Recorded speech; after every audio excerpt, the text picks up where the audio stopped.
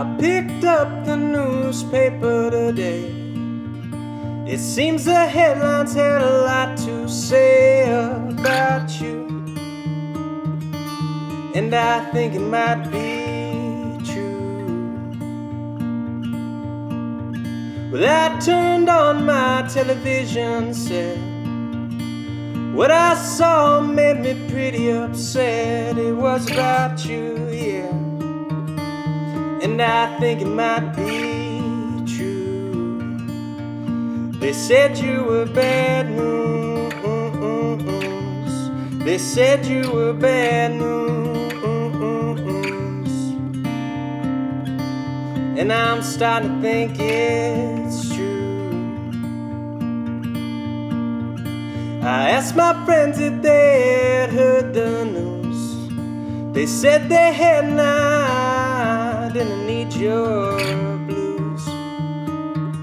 Picked up all the wrong cues. I thought I knew you right from the start. A beautiful mask is over an ugly heart. Darling, that's not very smart. I think you are bad news. I think you are bad news. And I hope you know it's true. Oh, how I hope and I pray you'll find the means to change one day. Oh, please be kind. Oh, please be kind. 'Cause bad news only gets better with time.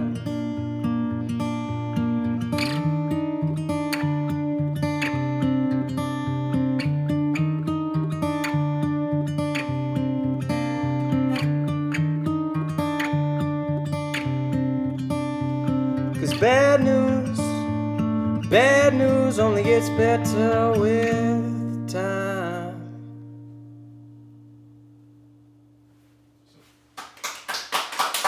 Thank you. East Nashville podcast, the inaugural episode with Mike Lynch. Hi. Hey, Mike. Thanks for being here, man. Thanks for having me. Man, this is going to be a lot of fun. We're going to talk about East Nashville, how you got here, your roots in music. Yeah. And hopefully we're going to talk about me, too, I hope. Like, Yeah, lots about you. Yeah, it's always about It's going to be like Wayne's World. I like that. Oh, God, what if it was? That would be great. It would. It'd probably be successful and a hit. If only. I mean, I feel like we're already trending on Twitter by now. It's been like 30 seconds. We're doing good. We're doing definitely. Good. I'm not even on Twitter. Are you on Twitter? I'm on Twitter in like a stupid way where like my Instagram stuff kind of goes to Twitter. Do you get your news from Twitter? No. No. Do you get your news from Twitter? Yeah, when the Ukraine war started, my friend... Damn, we're going dark right out the gate. I like it. Well, are we going to ignore it? Or, no, ignore, no. Ignore the world? Mike's like, are you going to ignore the atrocities that are happening, Frasco? The war crimes? No.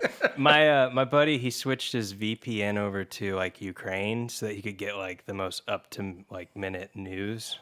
So, which I'd never heard of that. Wow. But, I guess people use Twitter Okay. as a means of getting their news. I feel like the last time I heard the term VPN was in like a nerdy hacker movie. Yeah. I think it is kind of nerdy hackery. It's like a different IP address. Yeah, I'm lost, dude. Okay. So we're not going to talk about IP no, addresses. let's talk about IP addresses and, Fair All enough. Right. So I only wanted to talk about IP addresses. It's like, where do you get your service? Yeah. Okay, so what do you got for me? Well, first thing I want to mention is these wonderful SE Electronics Dynacasters that we're using right now. Yes. I'm really, really excited about these. Yes, They were many, many years in development. Yeah. And when we were kind of sound checking, me and Andy were sound checking, I was listening to him through the headphones, like, oh my God, that sounds really good. It's a very nice sounding mic. Yeah. We're not doing buckets. No, I figured like I can hear you, you can hear me. That's true. I You know. can hear you. It's not so much of the like, oh, is Yeah. this just right? Like, no. For sure. And Blending. if I make Andy Google anything, I just want him to scream from the other room, you know? Yeah. Another nice touch. Yeah.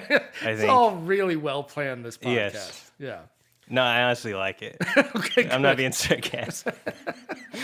Okay, so question 1. Yes. We already, it's funny, like, I'll fill the people in on the background. Like, Yeah. we were going to do this podcast like a month ago, Yeah. and then we just ended up hanging out. Yep. You know, we forgot to set microphones up, and then we had this really great conversation. We did. But I have a terrible memory. Me so too. I've forgotten it all. Okay. So let's start. Where are you from? I'm from Southern Illinois, Okay. which is kind of more akin to Kentucky or like coal mining country. Yeah, that seems about right. Versus like the like further north is more like corn cob fields and All right. Chicago. So global warming, Chinese hoax or not? Well, I don't think it's a Chinese hoax, but I'm sure that you'd find a lot of people who think that maybe it is. Really? If you beat around the bush. Yeah, Okay. it was a pretty conservative place, and Okay. I grew up a conservative. Really? Yeah, and I voted for Mitt Romney in 2012. He's an asshole. My- You know, I don't mind him so much. I actually don't mind him. Like, I feel better about the decision now. Yeah, but yeah, like, I yeah. also feel like I really missed out on something special. Yeah. The opportunity to reelect, Yeah. the first black president of the United States. Yeah, voting for Obama was fun. I did it. Yeah, I bet it was fun. But, first election, and also kind of goes to show where my head was at. And then I had the opportunity to go to college, and I got kind of liberalized there by being open-minded, I guess, to what the professors were talking about. Yeah. But Well, yeah. I think nobody learn. I guess nobody is the wrong way to say it, but like most people don't learn more and become more conservative or Republican, right? Like learning usually. There is some data backing that. Yeah. I mean, I grew up in a bubble, Yeah. And I think like a lot of people do or are in bubbles, but Yeah. being like exposed to things, I mean, it was practically life-saving from my perspective. Cool. Because it's funny too, like a lot of, like I was also raised very Catholic. And so I was raised with this concept of Christianity and like love thy neighbor and stuff. And then when I started learning about like taking sociology classes or like anthropology classes and stuff and learning about like systematic injustices or something, it actually oddly allowed me, I feel like, to go back to my roots and kind of Christian thinking of being like, oh, well, now I get an opportunity to be more compassionate or something. Yeah. Not that I'm the biggest Christian, by the way, but it was a weird judgment. kind of, it was like strange how I thought I was like being compassionate in my thinking and worldview. Yeah. And then like when you actually get all the facts, hopefully you can adjust and land on something that I think is more akin to what I believed all along, which is just be a good person, Yeah. No kidding, right? Yeah. It's funny how I feel like worldview is something that is so wildly underestimated. Like, I feel like, a couple of my major relationships disintegrated because of worldview, because we had opposing worldviews. Yeah. And you don't think like when you start dating someone, when you start like falling in love with somebody, the last thing on your mind is, oh, well, like, do our worldviews match up? Sure.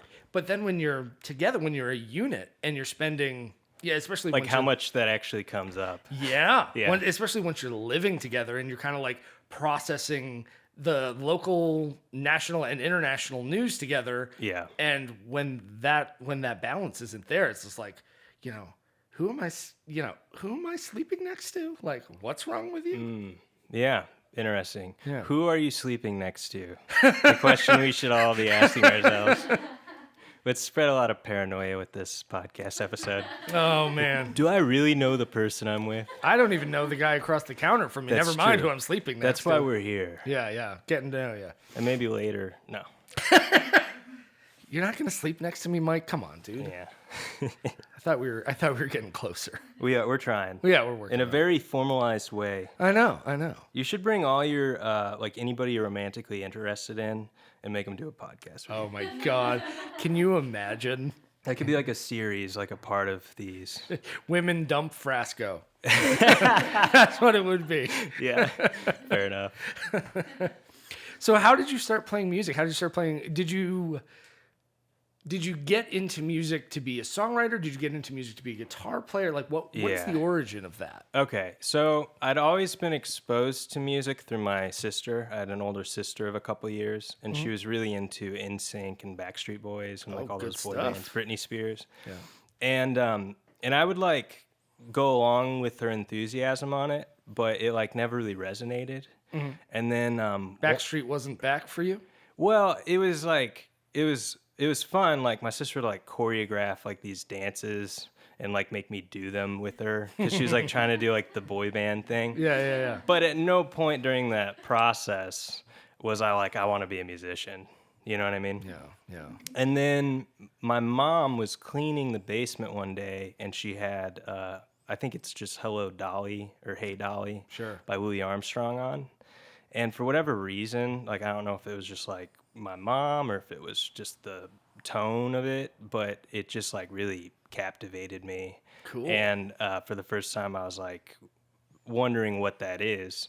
And then I was around the age where we were like the band program at my elementary school was like about to start up. Oh, wow. So you're really young here. Yes. Yeah. Yeah. No, I was like 15 now. Got held back a couple times. Yeah. No, yeah, it was like maybe fourth grade or Cool. going into fourth grade. Maybe it was third grade. But my mom very kindly bought me a trumpet. And so, like Louis Armstrong, I was going to be a trumpeter. That's cool. And I really was excited about it, wanted to do it. And I didn't get to the guitar until I was like 13, until like puberty. That's when you want to get to the guitar. Absolutely. Right? Like, it was life-saving. yeah. I've been teaching guitar since I was 16 years old, and the students who come in, and I don't teach kids anymore, but when I started, that's all you do is teach kids. Yeah. And the kids that come in before puberty, they don't care about anything yet. They don't care, like most of them don't care about, they don't have specific taste in music yet. Sure. Especially, I imagine it's different now, but before Spotify and YouTube and all that, like you would have, a kid sitting across from you and say, "What kind of music do you like?" I don't know. Right. And that was the thing, was like my music was kind of being not dictated, but Curated. through my sister. I've got dictator on the mind because of the war in Getting Ukraine. dark damn it. again. No. The atrocities, man. The atrocities. But my sister, like my music was getting curated through my sister, and then when my mom was just throwing on something from, I don't know, 40s or 50s, it was just, I guess, out of this world, Yeah.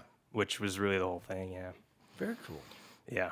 So you got to guitar around 13. Yeah. And your first guitar, electric, acoustic?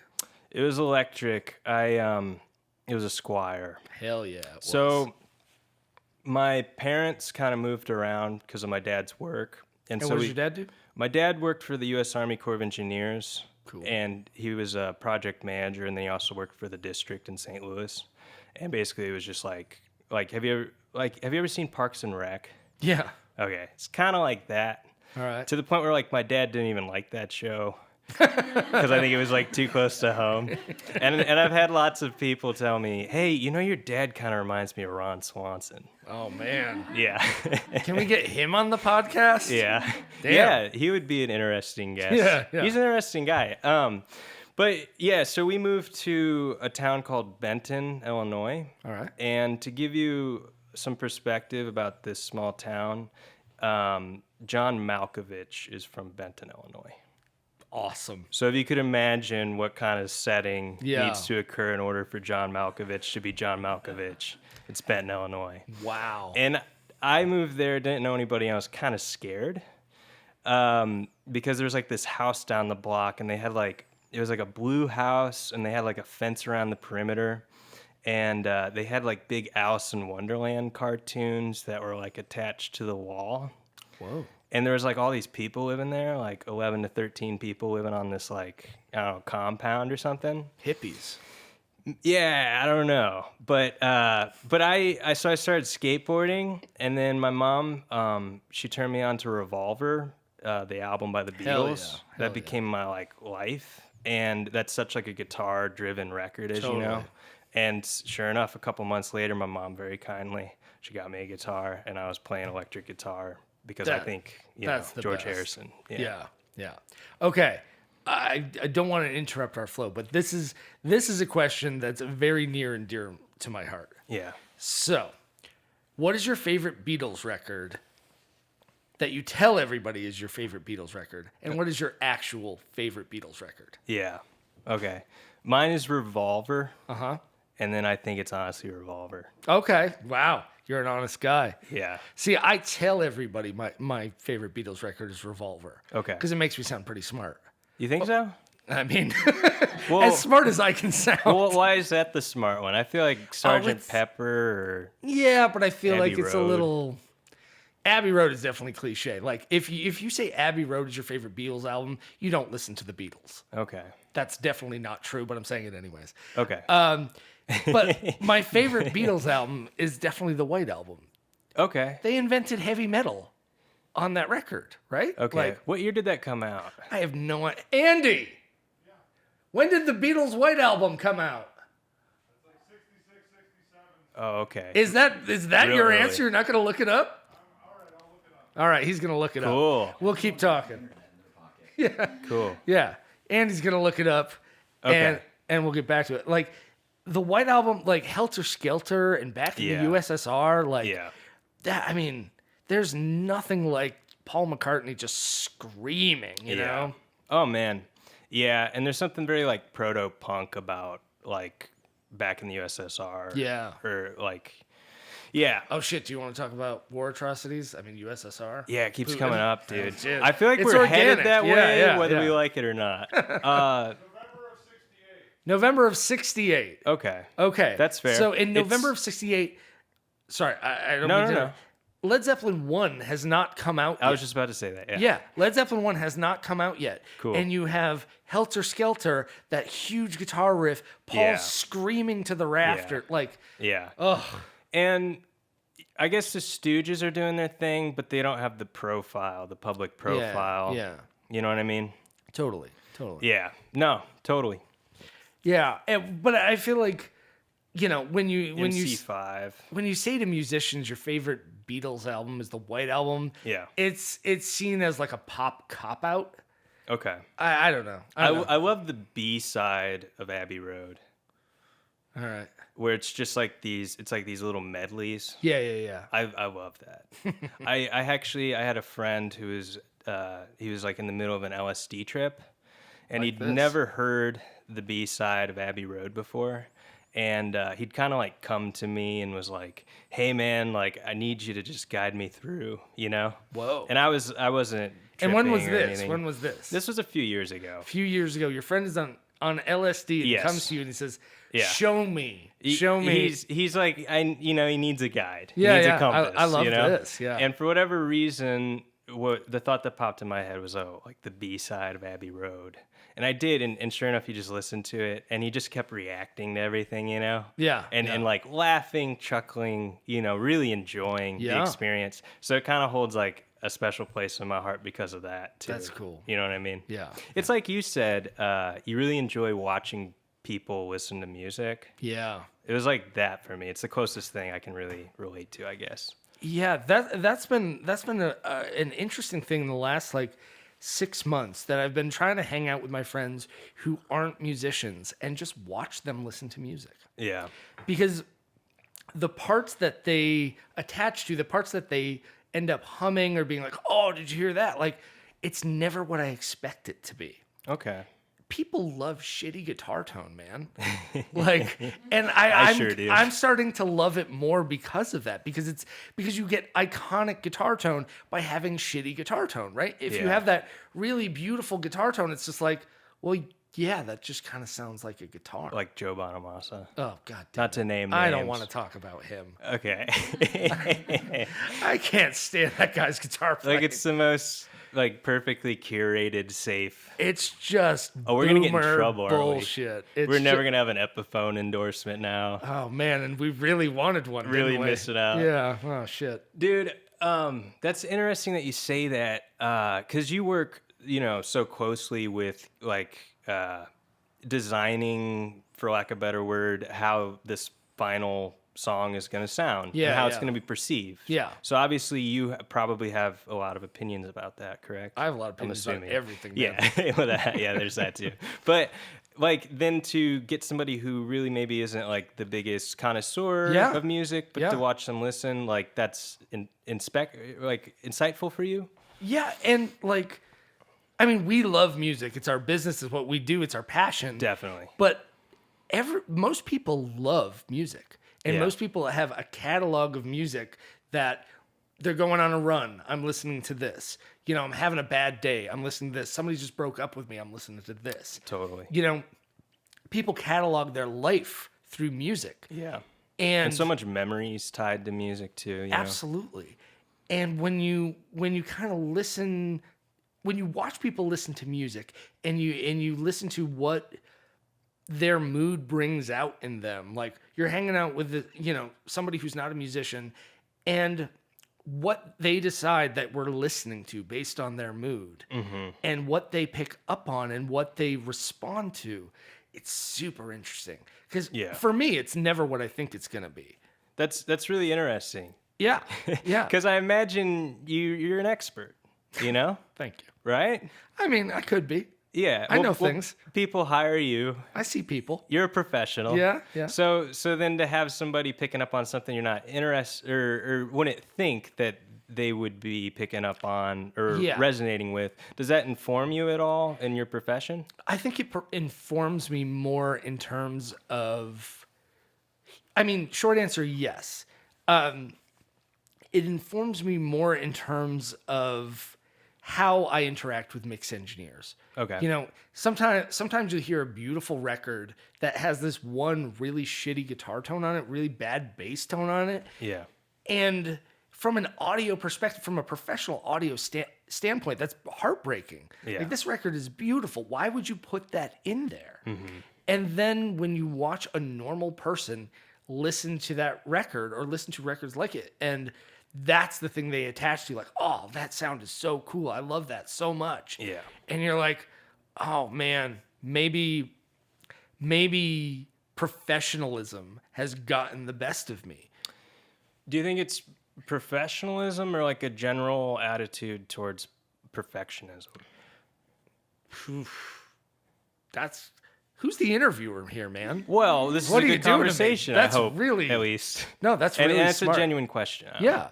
I think you're right. I think mastering really is an obsession with perfection. Yeah. So what you're always trying to do is make things sound more vivid, more real, more three-dimensional. Mm-hmm. So when you hear like this gnarly guitar tone that doesn't seem to fit the song, doesn't seem to fit the mix, like your first reaction is like, this was so good until you did that. Yeah.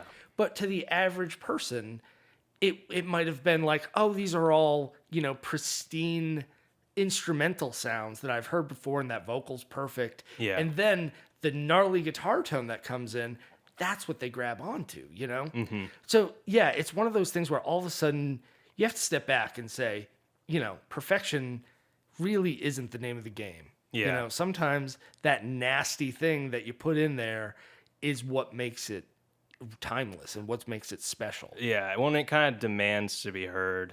Yeah. You know what I mean? Yeah. What do you think of Kurt Cobain's guitar tone? Love it. Nirvana. Yeah, me too. Yeah. Would you define that as like a shitty guitar tone though? A lot of the time. I mean, song to song, you sometimes his guitar tone is really nice, but like Drain You is one of my favorite Nirvana songs. Yeah. And that intro, I mean, that guitar tone is awful.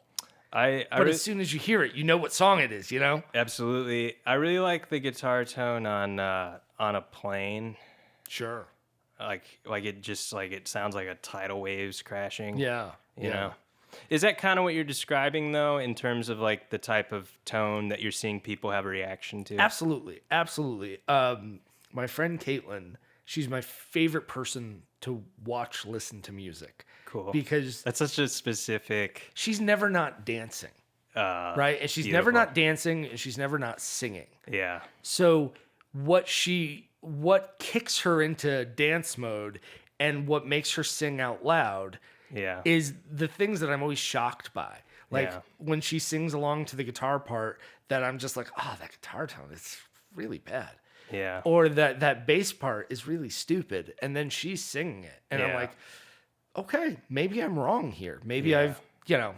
Yeah. As a professional. Yeah, exactly. Yeah. Like, the weird thing about music is you can be such an elite professional in it. Well, we'd love to think that we're all elite professionals too. Yeah. I think that's part of there's like a complex there, you know? Yeah, it's still this really subjective art, right? Yeah. And it's like, if people respond to it, if people relate to it, like, it can't suck that bad, right? No. Yeah. Yeah, totally. What about you? Like, when you think of iconic guitar parts that either made you want to play guitar or kept you playing guitar, what comes to mind? Taxman. Hell yeah. First track on Revolver. Yeah. That was it. And yeah, I mean, yeah, like what else? I want to say, so like I get the guitar, I'm starting to play. My mom puts Eric Clapton in my life, and then she put just like a greatest hits, and then she gave me a greatest hits of Jimi Hendrix. So I was like, I'm gonna be a guitar player, you know, not thinking about singing, not thinking about songwriting. Cool. I just wanted to sound like those two guys, pretty much, without doubt. And then later on, she got me who was it? Can't Joe think of his Bonamassa. name. Well, I got into Joe Bonamassa. Oh no, did you? And I met him once. Yeah. Shook his hand. Oh, wow. It must have been expensive. That must have been an expensive hand. No, it was at the college. He opened for B.B. King. Oh, damn. And, you know, when you're in Southern Illinois, like, there wasn't anything, like, coming through town. So, like, I saw Kansas at the fair. Cool. You know? Yeah. And I saw B.B. King at the college. Yep. Joe Bonamassa opened for him. So, yeah, I mean, again, it's that bubble thing. So all we had really was like what my mom was putting in front of me. And then my sister dated a guy in high school who started like giving me like Nirvana or Red Hot Chili Peppers or like Dr. Dre's The Chronic. Stuff that like my mom or my sister or, you know, whoever was going to give, like wasn't going to give me, you know? Yeah. Like this guy was just like feeding me stuff. But again, it was kind of just like this narrow worldview, not a lot at my fingertips. Yeah. And I kind of depended on these like really important people to curate stuff for me and kind of inspire me. Now, I don't know how old you are. You're definitely younger than me. What year were you born? I was born 1994. Okay. Wow. 3 years after the fall of the Soviet Union. Perfect. I'm glad we have that for reference. Yeah. I was going to ask you specifically, like, how does your birth relate to the Soviet Union? Yeah. Okay. So 1994. So about 6 or 7 years before Putin's ascension to power. Cool. I was going to ask about Napster instead of Putin. I mean, okay. So yeah, Napster, that whole thing, when music became like it's everywhere, you can just grab it for free. Like, how old were you when music became something that had nothing to do with going to a record store and buying a single CD? Yeah. So my sister in high school got really into LimeWire. Yeah, LimeWire. I remember LimeWire. That. Yeah. That's what it was. And she accidentally downloaded a virus, and then her laptop would randomly show porn. So we were like eating dinner once, and then some porn like pops up. It was like the first time seeing it too, you know? Oh shit. So it's like, okay, well I'm not gonna do that. Okay, follow-up question. Are you sexually repressed from seeing porn for the first time in the context of a family dinner? I am, but not for that reason. Okay, good. I am because I grew up Catholic. Yeah. But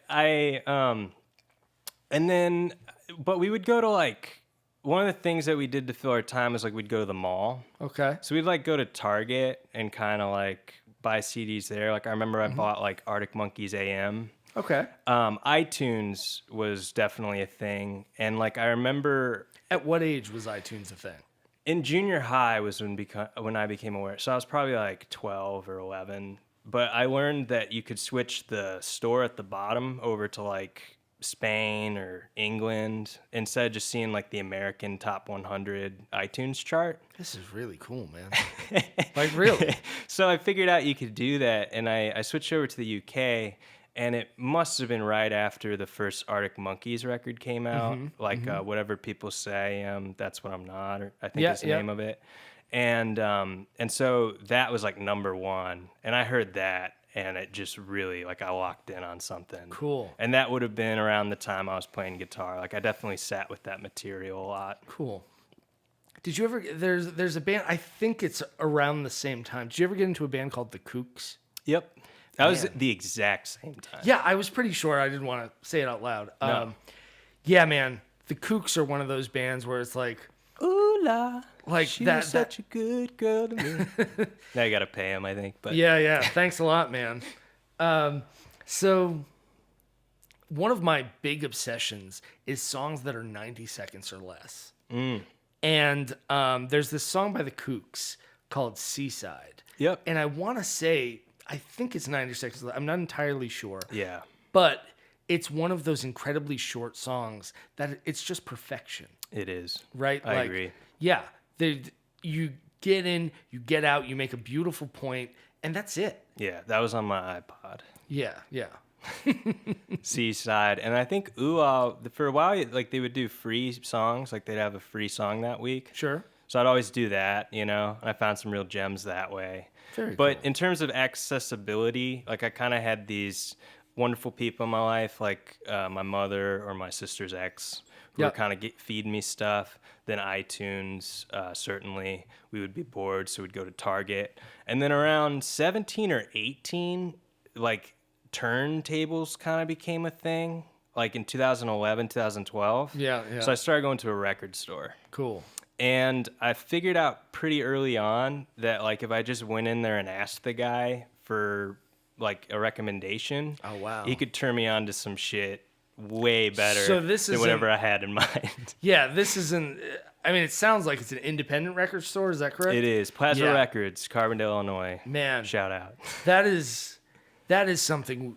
The culture... We're never going to get that back. It's right? really important. Like an independent record store.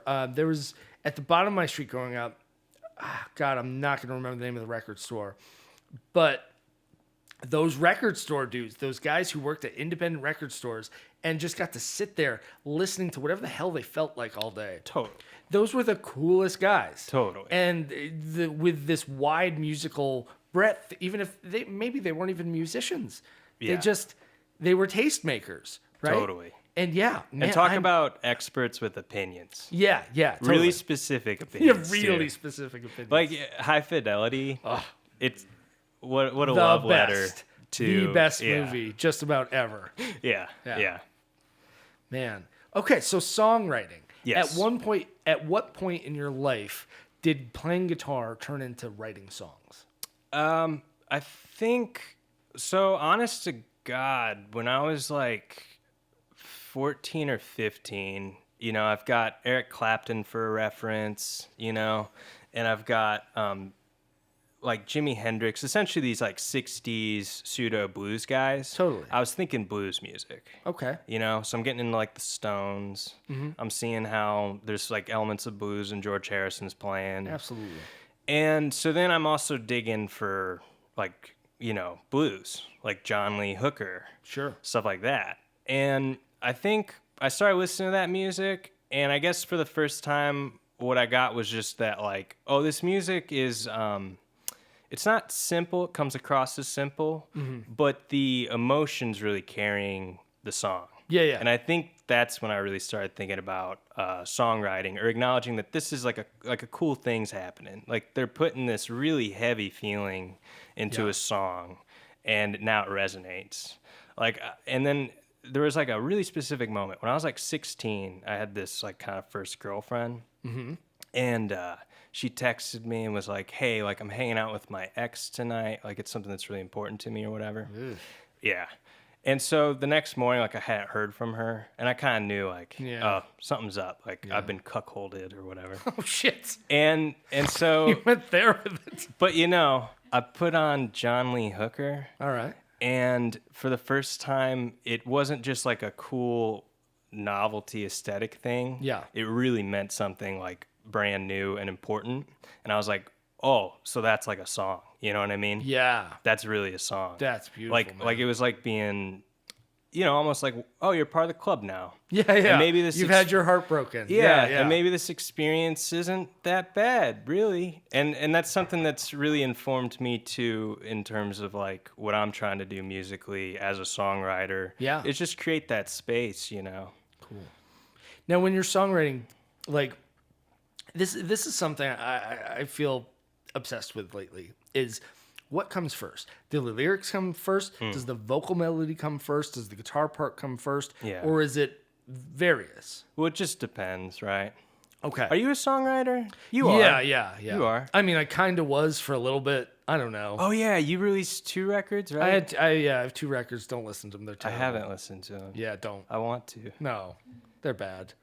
Well, you saying that they're bad makes me want to listen even more. To be honest with you. It was like, the thing is, like, I'm 37 now. Okay. And my first record came out, I want to say when I was 25. And so what I was writing songs about then and how I was writing songs, that sounds like the problems of a 25-year-old to me. Yeah. And now I'm 37 being like, oh, this is so immature. This is so stupid. I gotcha. Man, I just went through, like, when I first moved to Nashville, I very quickly got kind of disillusioned. Sure. So I wrote a lot of songs from, like, a dark place. And, like, we developed them. Yep. And now I'm kind of having that same sort of feeling where in hindsight, it's like, well, I don't really feel that way anymore. Yeah. And it's like, and it is coming from a dark place. Like, I guess that's important on some level just because, like, there's definitely been times where, like, only, like, a song coming from a dark place is gonna console me or make me feel normal, you know? Sure. But at the same time, it's like, I don't really feel that way anymore. so I know what you mean. Like, Yeah. Like, I think you're like writing from a place, and then if you outgrow that place, it's probably healthy. Yeah, and it sounds kind of cliche to say, but like, man, I don't trust anybody who looks back on their artistic work and likes it. That's not cool. If you still like what you did 10 years ago, you haven't developed. You're not doing anything special. You're not doing anything new, right? Yeah. I had this debate with someone in Southern Illinois in like the local music scene. Okay. And he's like, well, if you don't think it's cool, like, why would you put it out or why would you work on it? Yeah. And at the time, I was like, oh, God, I don't think anything I'm doing is cool. But at the same time, it's like, this sounds like me, I guess. Yeah. And it's like, I guess I have to be myself. And if I'm not comfortable with that, then that's my problem. You know what I mean? Or if I'm not comfortable with the place I was writing from a couple years ago, in a way, I kind of have to just accept and forgive that that's like where I was at, the material I was writing. Yeah. And then also, it's probably good. Like, I've grown out of it. You know what I mean? Yeah. And I mean, now you have new artistic landscapes to discover and explore. And I still don't think that they're necessarily cool. You know what I mean? Yeah. But in a way, maybe that self-critic thing is like a driving component of the creative process too. It has to be. Yeah. Because, if you have that level of artistic security where you can just say, oh yeah, everything I'm doing is great. Oh God. I can't imagine what it'd be like. Yeah. Like, yeah. You'd like sleep at night? Yeah. Ugh. Oh man, gross. I pity the fool. Yeah. Yeah, Mr. T. Nah. So did I even answer your question? No. I don't remember. What was your question? It doesn't matter. Did I deflect? Probably. Cool. Who's to say? We'll get Jake Tapper in here. He'll let you know. Cool. Who's that again? He's a CNN anchor. Oh, Never mind. Is he cool? I think he's really cool. Okay. I like Jake Tapper. Cool. He's definitely doing a lot of reporting on Ukraine and Putin right now. Okay, Just throwing it back there. Cool. Man, I went so far as I got onto like Ukrainian social media. Jesus Christ, Telegram. Man. Yeah. So I was like translating. And for a while I was like following it pretty closely. Yeah. And then obviously there's some, really awful Yeah, that must be tough to And look at. and I was like, I have to take a break. And then Yeah. like I started feeling guilty about it. Dude, I hear that so much. Like, yeah, some days it just feels like, man, I can't handle the weight of this right now. And then it's like, yeah, do you think the people of Ukraine can handle the weight of being fucking attacked? Exactly. Like, ugh. Like, how spoiled are you that you're saying, oh, I can't handle the weight of this today Right. underneath my white people problems? Right. Yeah, come on. Right. Ugh. Yeah, I know. But I mean, you also can't take on the entire world's problems every day, Right. you know? Well, yeah, and that's like a perfect example of when you see something and you have no control over it, and Yeah. it still stresses you out despite not actually being able to do anything with the information. Yeah. Yeah, it's paralyzing. Yeah. The past, I mean, geez, over COVID and all this, the past 2 years, it just feels like every day you wake up and you're just like, Oh, the human suffering that's going on everywhere around you. It's like, what can I do? The answer is nothing. You can do nothing most of the time. I mean, try your best, right? Yeah. My friend Ellen said something really wonderful on the phone, and she said, we had a pandemic for breakfast and a war for lunch. Oof. And I was like, can I have that? Like Did a she let you have it? narcissist. She did let me have it. She's thankfully a photographer, so she's not working with words too much. Cool. That was I want to go back to the East Nashville thing, but that is one of the things I really, really do remember from our conversation like a month ago was like dealing with narcissism. And Yeah. you know, when you're an artist, when you're it takes a certain level of narcissism to get on stage, period. Yeah. Nobody gets Everybody listen to me. Yeah. Nobody gets on stage thinking, well, I'm going to get up here and do something bad. You know, That's true. I booked this for myself. Yeah, why would I'm you going to do get that? up on stage. I'm going to do something bad right now. Yeah. Like, Good point. yeah, there's a level of narcissism involved in performing that's like you said, everybody pay attention to me. Yeah. Yeah, it's And- like, hey, I know you're talking and Yeah. having a nice night, but can you just be quiet for Yeah, a can minute? you I'm just shut gonna- up. Like, yeah, I'm gonna go I got play this the song I wrote. Yeah.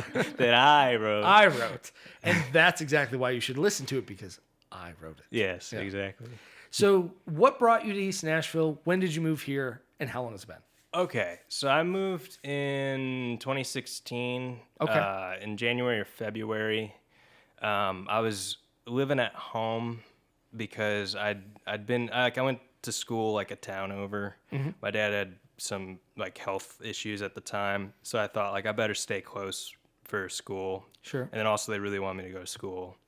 So I'm doing that. I'm also doing music, and that was kind of the first time I was really having any success with it. Like we kind of built a little following in that town, small town famous or whatever, right? Yeah, totally.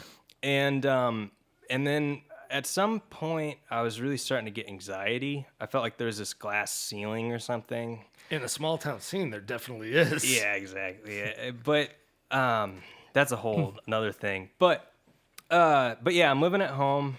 I'm not really enjoying being there. Yep. I have like 3 classes left of my college. Like I've just about seen it through.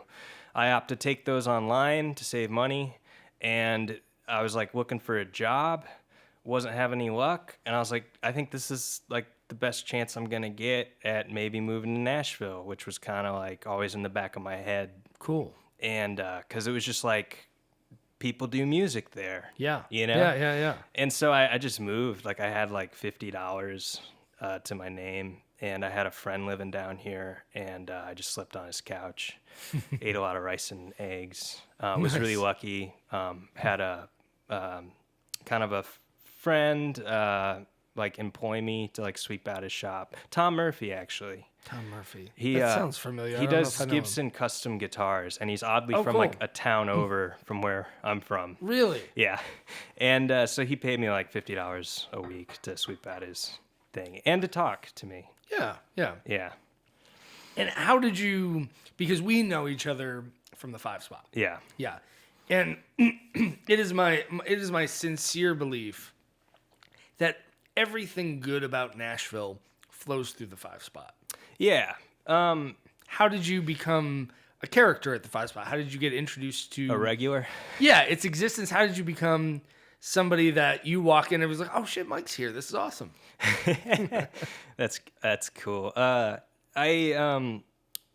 So There was this bike shop where I was living, still live, Bellevue. Yeah. And my dad came into town and was visiting me. And something that me and my dad have done since I was little is go for bike rides. Cool. And I was like, hey, Dad, like, this looks like a cool bike shop. We should, like, you want to check it out? Like, we'd just gone to Ace Hardware or something. We're getting, like, a key cut. Doing man stuff. Yeah, sure. Yeah, he was essentially visiting and therefore trying to fix all my life, you know? Because I'm, like, 22 and the place is in disarray. And so we go into the bike store, and he, for whatever reason, buys me a bike. Like, he got me a bike since I was in junior high or something. Yeah. Since I was like 12. But he got me a bike. And it was just this really cool thing. And Yeah, the guy who sold us the bike, his name's Lynn Greer. And he's really good friends with Mark Robertson. Yeah. And has known him since the 80s. Yeah. They went on tours and stuff together. And so, or I don't know if they went on tours, but they definitely crossed paths on tour routes. Sure. And so, we're just talking, and I mentioned I play music, and Lynn kind of in passing is like, hey, you know, come by and maybe we can play music sometime or something. And so that gets into my head, and I'm thinking about it for a while, and I'm like, I really gotta ask this guy if he wants to play music, because like I just need some sort of like, you know, outlet. You know, I'd been in Nashville for almost a year, hadn't met anybody or started a band or anything.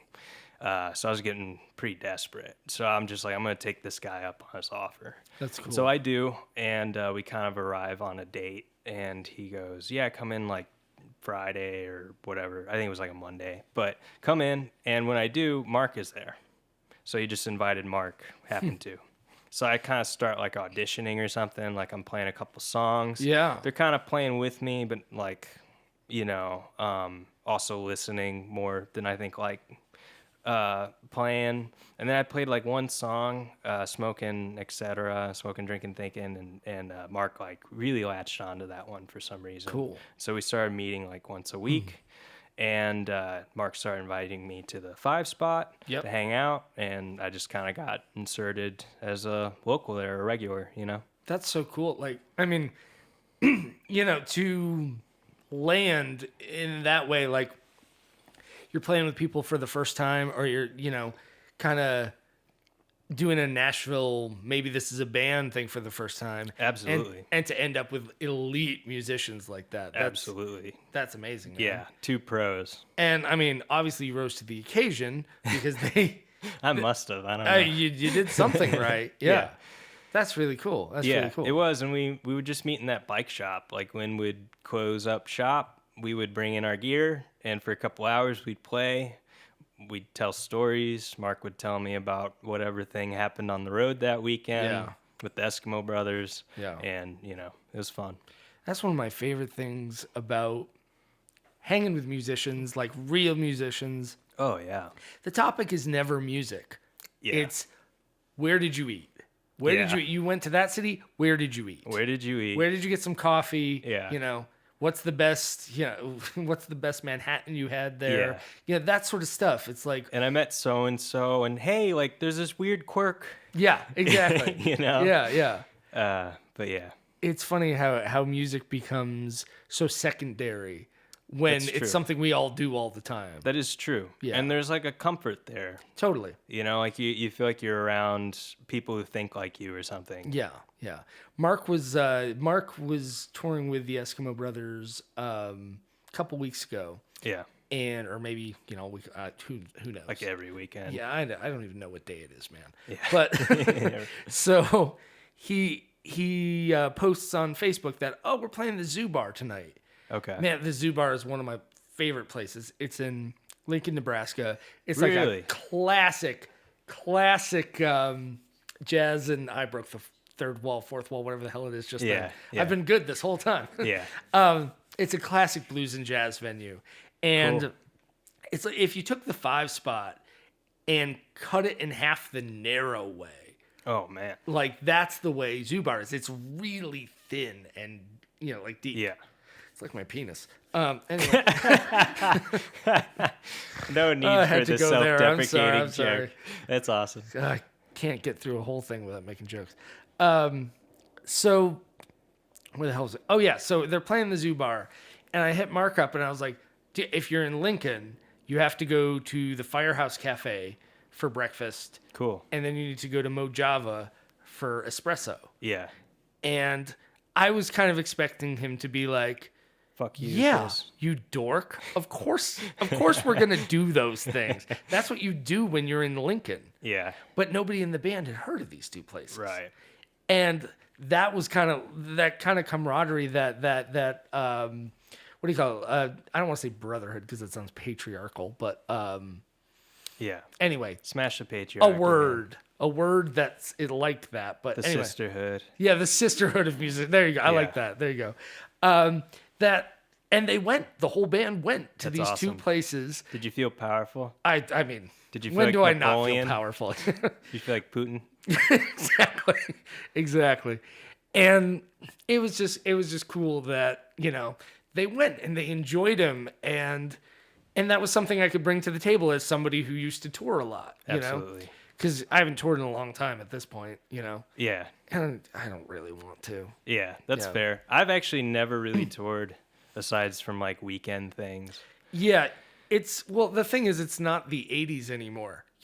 Chicks in bikinis aren't washing you down after the show. Like, you're going to sit. They aren't? No. Fuck, what am I doing? I mean, maybe I'm wrong. That's the only reason why I wanted to play music. No, right? Now we're at the truth. Yeah. No. Yeah, I mean, I do feel like in a lot of ways, the path I've taken, because like I'm a paralegal, I work a 9 to 5. Gotcha. And that was just, that's kind of like, I feel like that's been the only way for me to really exist in Nashville. Yeah. And not because rely Nashville on... gigs don't pay. No. If you're playing original sometimes music, you're paying them. Yeah. The production. Yeah. Pay to play. Yeah. So. By the way, you owe me money for this. Okay. Cool. Yeah. Good. Production fee. Yeah. Production fee. But yeah, like in a lot of ways, it's been essential to kind of do that paralegal background. Yeah. And I think even like, I think today, like rent's going up and it's just like, man, would I have been able to move down here with $50 in my pocket today? Yeah. Like it would be at least 25 times harder, I think. Yeah. Our mutual friend, Meredith Brownsky from Adrian and Meredith. It's funny because when $2 Tuesday was suddenly $10. Yeah. I'm a huge fan of the 5 spot. Whatever they're charging, I'm going to pay it. Yeah. And I'm not worried about that. Yeah, me too. But she made the point that, like, when we all first moved to Nashville, $2 Tuesday, you were on your last $2. Yeah. And you could go see a great show. That's very true. And it was a community building thing. And absolutely, man, there were definitely times in, 2014, 2015 that I literally had $7. Right. That's what I had. I had $7. Right. And I could go to $2 Tuesday, get 2 beers and tip. Yeah. I've literally paid the entrance fee with quarters. I have to. Yeah. Yeah. But it's important to have spaces like that. And I mean, that right there kind of distills what the 5 spot sort of is it is a place where you can go, like, even if you're starting out, like, and you might not have the biggest draw, if you can convince a couple people to play with you, the 5 spot will let you play and take a risk on you, essentially, And people generally listen, That's true too. Yeah. It's funny because, there's the notorious curmudgeon corner. Yeah. But I'm a part of it sometimes. Oh, me too. I love it there. Yeah. I love it there. But even in curmudgeon corner, I feel like we're rooting for whoever's on stage. Sure. Right? Like, you want them to do well. You want to enjoy their set. Yeah. But we also want to know more than them, right? Like, right. Yeah, like our hands are in our pockets and we're staring at their hands and their pedal board and just being like, not dancing. I don't know. Yeah. I like this song, but don't you think it's kind of derivative of? Sure, I would have used a different pedal or maybe the signal to wet to dry signal could be tweaked a little bit. Right. That's a lot of reverb. But it's all just self-importance, narcissism, bullshit. Yeah. Yeah. Well, man, this has been so much fun. Sure, man. Are you? Is there anything else you want to talk about? Is there anything you want to promote? Because I guess that's what podcasts are for. Yeah, I guess I don't really have anything on the docket. Yeah. So thank you for having me. Oh, man, it's been a blast. This is like it's been a pleasure. Effortless, right? Yeah. If I was gonna promote something, I guess world peace, maybe. I don't know. Yeah, Putin's. Cut it out, man. Yeah. Like that's enough. It's enough nostalgia. Yeah. The Soviet Union's over. Yeah, like it's just over, accept it. 1991 called. Yeah. But just thanks for having me, man. Yeah. Appreciate you always. And I'll see you on $2 Tuesday at the 5 spot. Cool. Thanks. Yeah.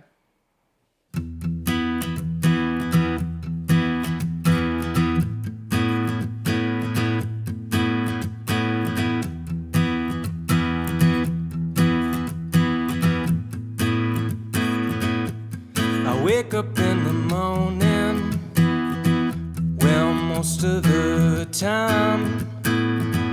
Typically I'm doing alright, I'm ticking right in time. But every now and then I think of you again, which is something that I never intended to do again.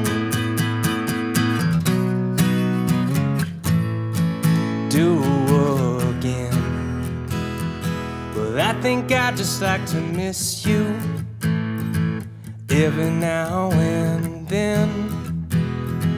I know I don't really want you, but then again, or maybe I just wanna be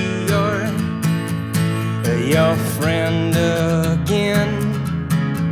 Well, I think I just like to miss you every now and then, every now and then.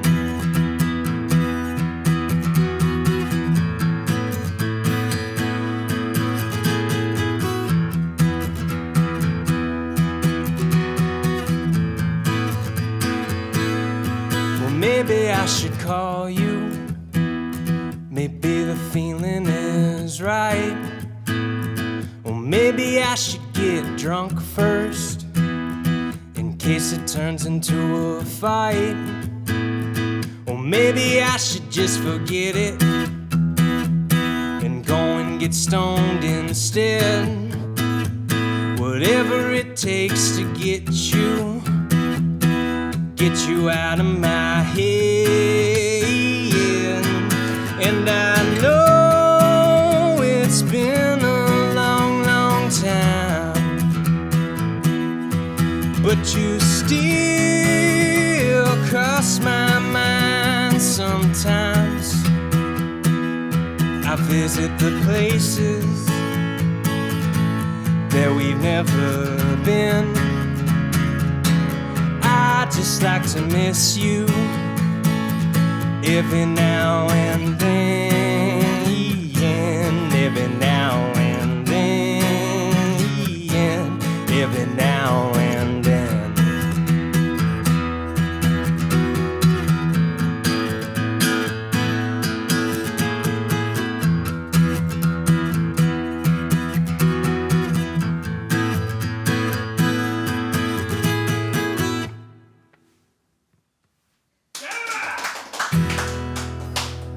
Cool, thank you.